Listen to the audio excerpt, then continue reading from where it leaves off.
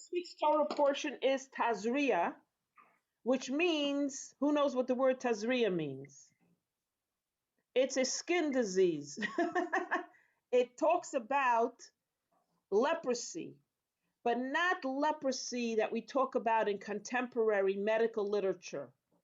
It is a form of a skin disease that only existed during the time of the Holy Temple, during biblical times.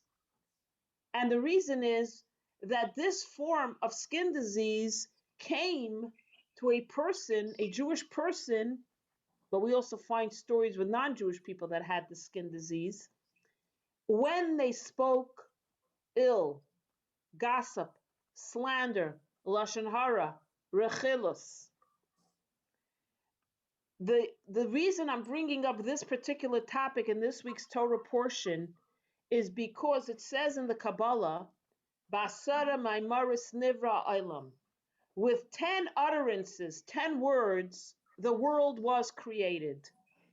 In other words, the power of speech, the power of words are monumental in our lives.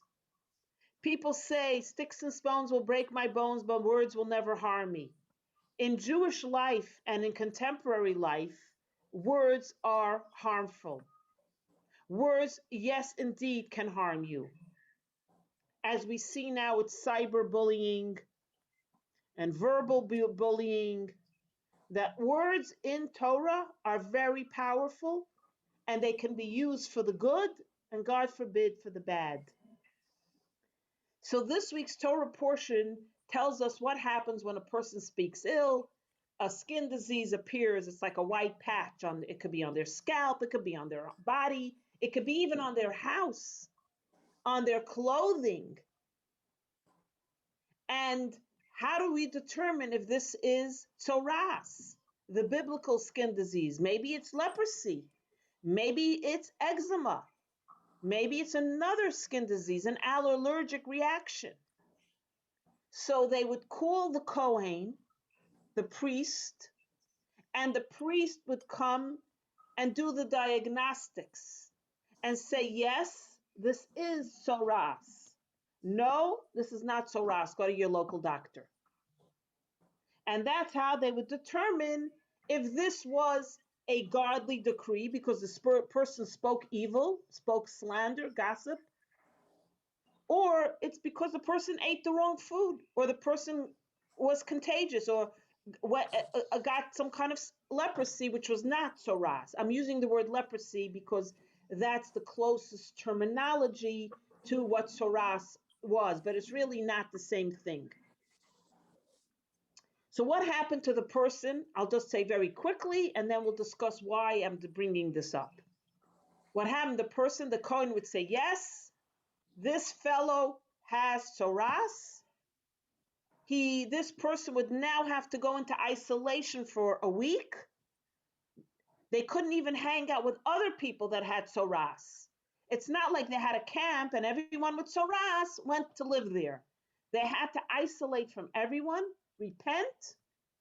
Then the Kohen would come and see if it went away, and they would bring a special offering with a special mixture, and they would be declared pure once again.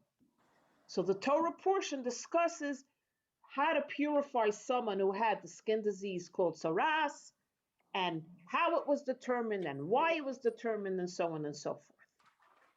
After the destruction of the second Beis Hamikdash, this skin disease ceased because there would be no way for a person to get it and no way to purify, so it ceased to exist among the Jewish people. Not to say that maybe someone didn't get it, maybe they did, but there was really no way to purify, and so on and so forth. So when the temple no longer stood, we no longer saw tzoras. And also you have to say that the generations couldn't tolerate, perhaps, after the destruction of the temple, the tzoras. Where would you find a Kohen to diagnose? Where were you on that spiritual level that you uttered a bad word about somebody and suddenly you had a skin disease? Imagine every time we transgressed, we would be struck by lightning. And that, put it in that context. So now we don't have psoras officially, the biblical psoras, the biblical skin disease. So I wanted to address the concept of speech, of slander, of lashon hara, and then if we have time, we'll discuss a little bit deeper. But let's just discuss slander. So a person who talks evil about somebody, whether it's true or not, because lashon hara could be true. You could tell your friend, I heard that Mr. Smith embezzled $40 million from his hedge fund, and it would be true. They proved it. But it's still lashon hara because you're talking bad about somebody. So the question we have to ask ourselves is two things. Why do people gossip? Why do we slander? Why do we sometimes lie about a person? Why do we sometimes say negative about people? Why do we like to share stories about people's affairs or people's drug addictions? Or this one's alcoholic, or this one lost all of his money, or this one lost all of her money. Why do we like to gossip? Why do we like to slander people? Why do you think people like to talk? Diane, unmute so we can hear you. I guess it's human nature and we have to fight it so we don't have this evil inclination just to blurt things out. We all love a little juicy gossip. I remember even myself, my father would come home from shul. He was a journalist. Everybody told him everything. And I said, Tanu, what's the latest? And he would share some juicy tidbits. And my mom would say to him in Yiddish, was darfst du sagen die Kinder solche Sachen? Why do you have to share the gossip with the kids? And my father said, because they asked me. So, and now there's a show called, for example, Bridgerton. The theme of the show is a lady Whistledown who shares gossip, and people love it. And it destroys lives, it builds lives. Gossip is somehow very much part of society. Some people skipped in the New York Post to page 6 where the local gossip, People Love People magazine, and you speak to celebrities and other politicians, gossip destroyed their lives. The Torah says there's 3 victims of gossip: the one who says it and shares it, the one who listens to it, and the one about whom it is said. So the gossip undermines the entire universe in a sense. The one who says it, the one who listens to it, and the one about whom it is said, whether it's true or not, because sometimes it is true. It is true. It's not always a lie. And if you read Shakespeare, Othello, remember the story of Othello? You remember the story of Othello? I'll tell you very quickly. You see how Shakespeare in one story tells you how people's lives are ruined because of gossip, because of lies, because of slander. Anybody here know the story of Othello? You want to share it? So Othello, very quickly. Othello you remember from school, Othello is a high-ranking officer in Venice from the Moorish, I believe. And he promotes a guy, Cassio, to be his second lieutenant. But there's a guy, Lago, who's jealous. He feels he should have been promoted. So Lago goes on his way to destroy Othello's life, and through plots and lies and scandal sharing, he makes Othello believe that Desdemona, his wife, cheated on him with Cassio. And Othello kills his wife. And then when he finds out that it was all a lie and it was just slander because Lago was trying to get back at him, he kills himself. So it's a tragic story. But it comes to show you how slander and lies in speech can kill and undermine families, people, society. It's terrible. Absolutely terrible.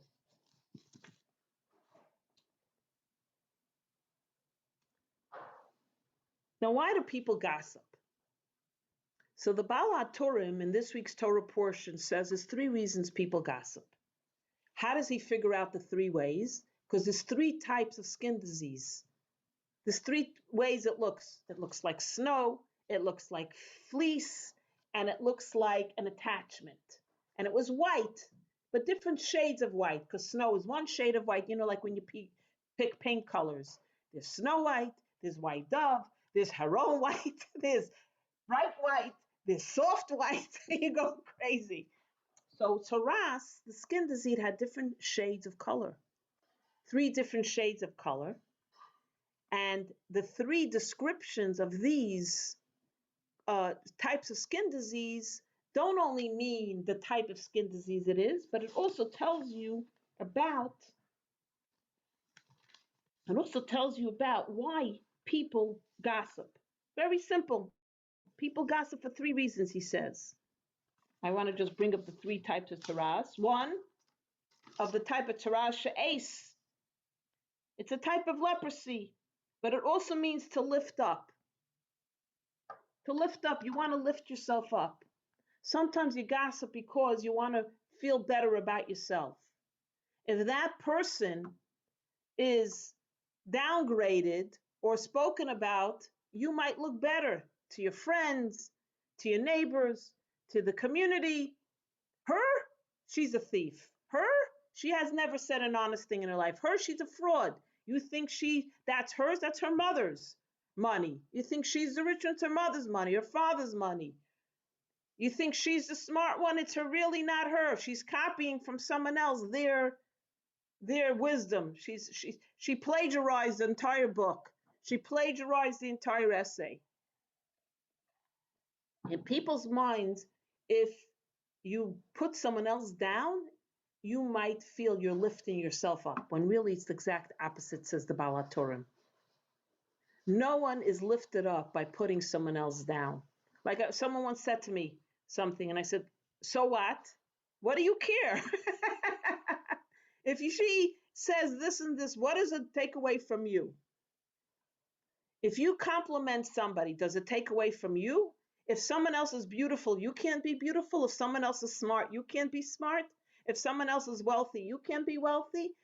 Sometimes we feel that if we put someone else down, and I know about myself too, because I also transgress in this area of gossip. Maybe you feel better about yourself, but the end of the day is you never really lift yourself up by putting someone else down for whatever reason.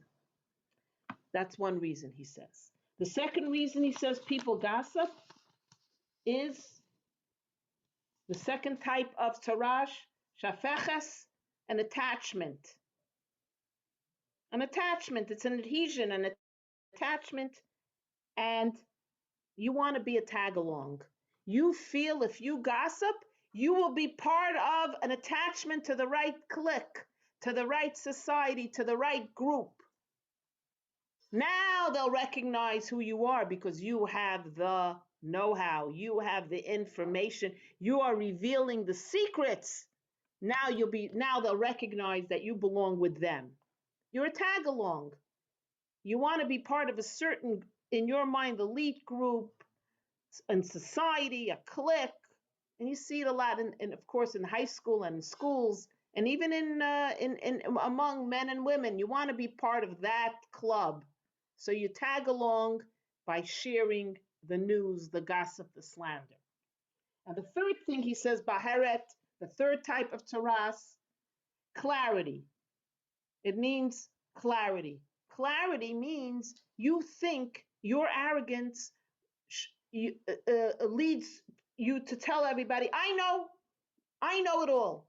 Let me tell you why she did it. Let me tell you why he did it. Let me tell you why I think my neighbor is so and so. This person is so and so. I know. Come to me, I'll tell you why. And that's how you, again, build yourself up. You're so arrogant, you know it all. You know about everything and everybody. I know why he left his wife. I know why she left her kids. I know why he left his job. I know why she ran away and moved to a different state. You know it all. And that's a third way of gossip and slander. People who think they know it all, people who want to be a tag-along, they want to join a clique, or lifting yourself up. This is what the Baal HaTurim says. And what's the response? Is that in truth, none of these three characteristics are really the way for a person to lead their life. You cannot lead your life by building yourself up on, like they say, on Yanim's Cheshbin. By putting someone else down, you'll be up. If someone is shown to be in a poor light, you'll look better because they're not good. That's not how you look better. That's not how you lift yourself up. The Baal HaTurim says a beautiful thing, that how does a person lift themselves up? You live in this world, but you know that you are attached to God's word, which says, do not gossip, do not share slander, don't talk evil about somebody. Now, we're not talking about when you want to help somebody. Somebody's in trouble, somebody's an addict, somebody's in danger, and you go to the police or you go to the rabbi, or you go get them into a therapist and you reveal when they're in danger or in trouble. That's not slander. That's really helping somebody. But if you just gossip just because it's enjoyable, that's not helping anybody. So the way is to know that you are like the Jacob's ladder, attached down here. You're living in the world, but your ladder reaches to a spiritual height. You always are accountable to God. And whatever you say impacts. It impacts you. So maybe you don't see leprosy or skin disease now, God forbid, on your hand, your clothes, your house. But gossip always puts a stain on our souls. Always puts a stain on our soul. I remember a long time ago, somebody asked me about somebody, and I didn't say the nicest thing about them because they were really a vicious person. And after I shared the story of why I felt that they weren't whatever, I went home and I felt horrible. Not because what I said wasn't true, it was true, but because I said it. And I learned that moment that, look, I said the truth, but because it was, like we say, Lashon Hara, because it still was not positive, it made me feel horrible about myself. I didn't feel better because I told this truth about this vicious person who really did something terrible to me. I didn't feel better later. It didn't make me feel better. I realized sometimes be quiet. Don't say anything. Don't say anything. Sometimes say, I'd rather not share. Or sometimes you say, you don't know. I don't know. Maybe ask somebody else. So there's a way to get out of gossip and slander. But again, we're not talking about when you need to rescue someone, help somebody, or you really need to tell someone. That's where you need to speak up. That's a crime if you keep quiet. That's a crime. But here we're talking about just baseless gossip and slander and Lashon Hara, because we see how you could literally kill, you could literally harm, and you could literally cause a chain of events that will never come back because of what you said at times. Now, most of us, our silly gossip doesn't lead to that. We're not going to be Othellos. Remember I told the story last year. A guy was known. Well, let me share this story first because I love it. A guy said to the Lubavitcher Rebbe, he came to the Rebbe for an audience, I'm a terrible person. I do so many wrong things. I'm not always truthful. I don't always do my daily prayers. Sometimes I don't help when I'm needed. And he was on and on telling the Rebbe how terrible he is. The Rebbe says, be quiet, please. Because it says in this week's Torah portion, you're not allowed to talk bad about somebody. I don't want to hear you talk bad about yourself. You're not allowed to talk bad about somebody, even if it's true. Even if it's true. You're not allowed to talk about that about somebody. The Rebbe says to him about himself. So you see, even about yourself. And I remember Eli Wiesel was giving a talk, a lecture, my father's memorial, Gershon Jacobson memorial lecture, and he said something that stays with me to this very day. He said, everybody asks him about Israel and criticizes the land of Israel. The government should do this and the government should do that. This one should help the Arabs. No, they shouldn't help the Arabs. This one should attack. We shouldn't attack. He says, Israel terrible, nobody could agree, and people are always criticizing. He said, you're not allowed to talk Lashon Hara about the land of Israel, because the land of Israel is special and holy. If you have nothing good to say, he said, don't say it. So even about the land of Israel, we shouldn't talk bad, he said. so much more so about people. So that stood with me. You're right. We shouldn't be so quick to criticize the people of Israel and go, yeah, if I was there, I would never allow that to happen. If I was there, that the people shouldn't do this and the country shouldn't do that. If you're not there and if you're not actually doing something positive, he said, don't go there. Don't be the critic. Don't talk Lashon Hara about the land of Israel. So that was a very beautiful thing that stood with me. And there's one more very nice story. The Rebbe Maharash, one of the Lubavitcher Rebbe's, observed his two sons playing a game, an older brother and a younger brother. And the older brother happened to be shorter than his younger brother. He put his younger brother as a joke in a pit, like in a hole in the ground. And his father said to him later, why did you put your younger brother in a hole, even though it was a game?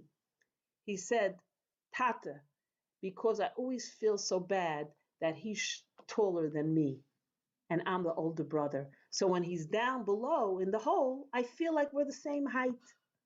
So his father said, next time you feel short, don't put your brother in a hole. You climb up on a mountain and then you'll feel tall. So the point is, when you're feeling small about yourself and feeling insecure and unhappy, we tend to lash out. We tend to say, "Heh, she aged 20 years. She looks like an alta baba. Her Botox didn't work." Wow, did you see? You think her husband made a killing? Look what she's driving. We love to share little tidbits. You stand up on a mountain and you'll feel tall. Don't put someone else in a hole because you're feeling on the short side. So many times, if you think about it, we lash out because we feel bad. We're having a bad day. We feel insecure about ourselves. We're feeling unhappy. We all have those days where we lash out or we say wrong things because it makes us feel better. Because I remember this woman was going through a divorce, and I met her at an event, and I saw another woman from afar, and I was like, "Hi," and she said, "Does she know her husband is cheating on her?" And I'm like, and I literally started to shake, and I'm like, "Really?" And she looked at me, and I was like so shocked by the comment. But then I realized I don't know what's going on in her life. She was going through a divorce. I don't know what happened there. But I got to like thinking in my mind, maybe she's just transference, right? She's thinking that the other person is going through the same scandalous situation. But I was so shocked by the comment, I couldn't even tell you. And I'm not a lily white person. I watch shows and I read magazines. I'm not like, oh wow. But yeah, sometimes slander and evil talk will really shake you up. It's like, what did you say there? Like, is it even true? Is it even true? It was very, very shocking to hear someone to talk like that. So now I want to just share one more very beautiful insight to that, Lashon Hara. So here we see the power of the word. I think we went in a little bit different direction, but I think the point of this Torah portion is teaching us the power of the word. The way you could put someone down with one word or cause a scandal with one word or one story, you could also bring about good things with words. You can build people up with words, with compliments, with what does it hurt sometimes to give a compliment to somebody? Sometimes people need a compliment. It's not that they really look gorgeous. Say, you look so beautiful today. Did it take away from you to say something nice? Why? Doesn't hurt. Doesn't mean you should go around saying lies all day when someone looks like they just rolled out of bed. Say, oh, you look so gorgeous today. But sometimes you give a little compliment. It's not going to take it away if you say something nice to a person. Find something nice to say. Like my mother always used to tell me, if you have nothing to say, don't. If you have nothing nice to say, don't say it. But there's another also very beautiful insight here, that notice who's the one who the person goes to when they have a skin disease, when they get the tzoras, right? How do they know that it is indeed the biblical disease? Because they spoke evil. They go to the Kohen. They go, listen, I have this terrible thing on my arm, or my house has this mildew spot, or my clothing, I suddenly noticed have this like spotting. What is it, Kohen? And the Kohen says, yeah, it's leprosy, it's tzoras, it's the biblical disease. Why the kohen? Why not first go to the doctor? Hello, doctor. What do I have? And the doctor says, well, it's not eczema. I think it's tzoras. Or why not the rabbi? Why not go like to the Moses of the generation? Doesn't the rabbi know? Why the kohen? And it says that even if the rabbi diagnoses it, the kohen still has to make the declaration, tame, leprosy, tzoras. So sometimes the kohen might be young, ignorant, not have good eyesight. So then you go to the rabbi and you say, Rabbi, could you help the kohen see if this is leprosy? So the Talmud Chacham, the scholar, looks at it and says, yeah, I think it's the biblical skin disease. But the kohen is the one that declares it leprosy. Now you have to go in isolation, you have to repent, come back in 7 days, we'll check you out again. Why the kohen? Maybe kohen is not the one that should be the diagnostician. Maybe this particular kohen is not such a genius. Maybe you need someone more scholarly. And the answer the Torah gives is a beautiful answer, and we'll conclude with this, that it is the DNA of the kohen that makes him the authority on tzoras. What does that mean? It means that the kohen has a DNA of love and compassion.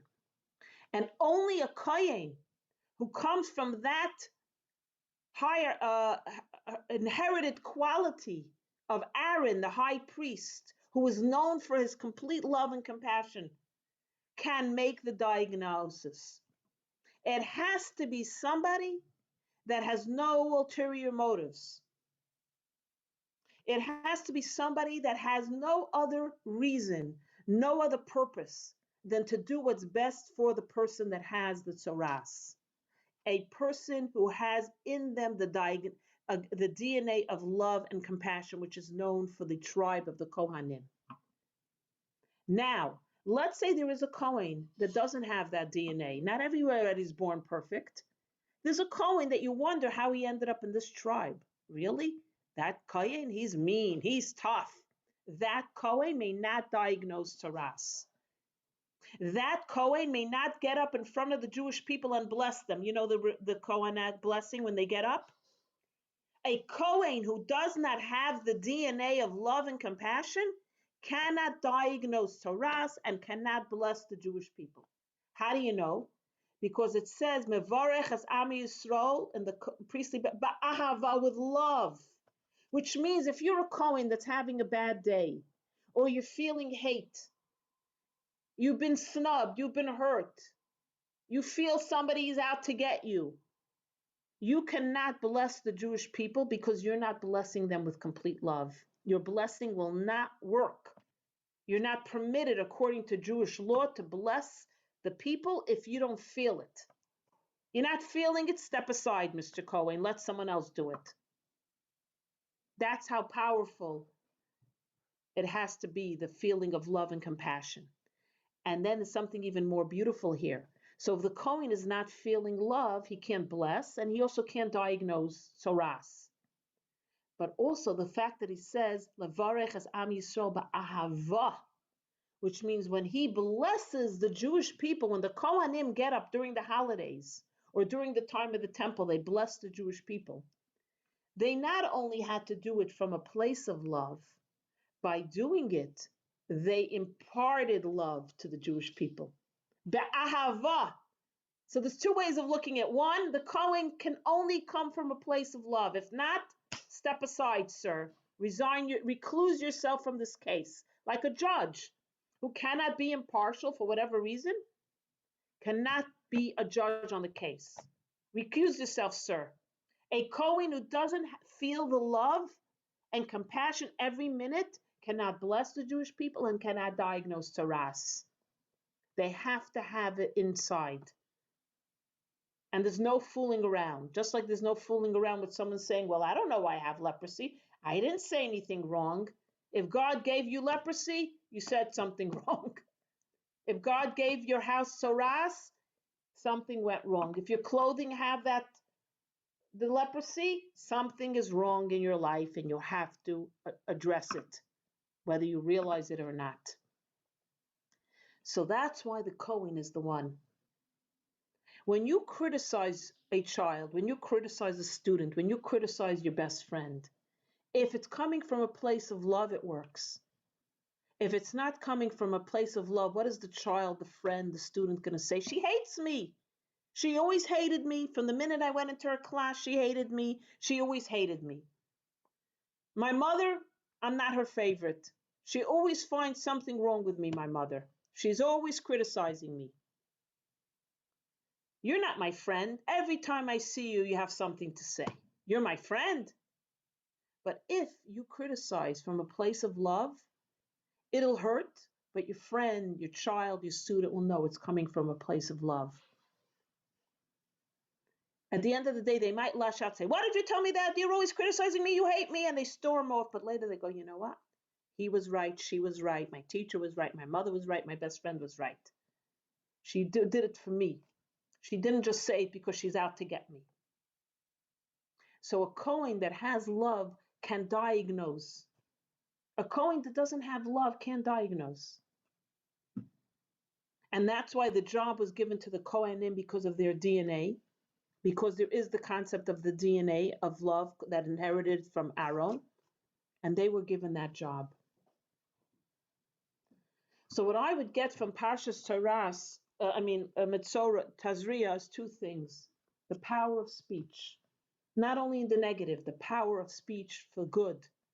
God built the world, created the world with 10 utterances. With one word, you can make a person. With one word, you can break a person. You can compliment your child one day and say, honey, I'm so proud of the way you handled the situation.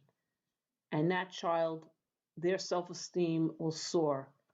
And with one word, you can break your child just by saying to them, wow, boy, are you a disappointment. You couldn't get more than an 80 on that test. You couldn't get more than a 70 on that test. With one word, we can break our child. With one word, we can build. So one word can slander Othello, the story of Othello. And with one word, you can build the universe. So now we have to be very careful how we speak. And by the way, one more little cute tidbit. The word nega means like wound, like, whatever. Wound, not a wound, affliction. And if you reverse the words, you get the word. Let me tell you what you get. You get the word. Where's my paper? Oineg, joy. You could be a nega. You could be a type of a person that's a nega. You create an affliction, or you could reverse the nega to be the word called oineg, joy. Bring joy. You can use your words to hurt, to afflict, and you could use your words to bring someone happiness and joy. So sometimes you have to think, what are we going to say? We're going to say something positive, or you're going to say something negative. I went to a high school play, and I'll conclude with the story. I went to a high school play, and the lead actor didn't have a singing voice, but it was a musical. It was a musical. So at the end of the play, I went over to the lead actor. I said, you did a phenomenal job, phenomenal job. She says, they forced me to sing even though I couldn't sing. I said, exactly. And that's why you did such a phenomenal job. Because singing wasn't your forte, and look how you did it. But later I said to my daughter, maybe she should have lip synced. Maybe she should. But I didn't have to tell a high school student that. Why break her? Tell her she was fantastic, especially since it wasn't her forte to sing. So sometimes, we should use our words for goodness and use our words for good things. And yes, speak out when it's wrong, but I always say, let someone else be the critic. Let someone else share the bad news. I once said I had to tell someone bad news. I said, I am so sorry that I have to be the bearer of the bad news. We have to take our words seriously. So I think next week will be our last lesson, I think, before Pesach. So I want to wish everybody anyway a good Shabbos, a peaceful Shabbos, a joyous Shabbos,